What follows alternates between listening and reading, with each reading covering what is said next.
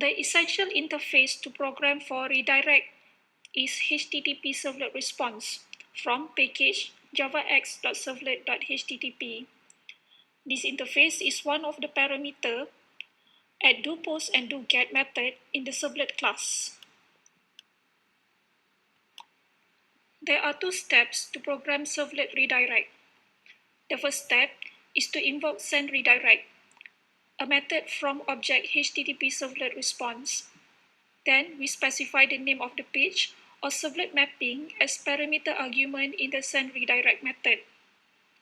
Let's have a look at the implementation of this method using an example in the next slide. This code shows an example of redirecting a servlet control implementation using doPost method. Let's say this method has implemented some business process. When the implementation ends, the servlet will redirect to product.main.html. In this example, we call sendRedirect method from response object. Response is an object of HTTP servlet response, one of the parameters in doPost.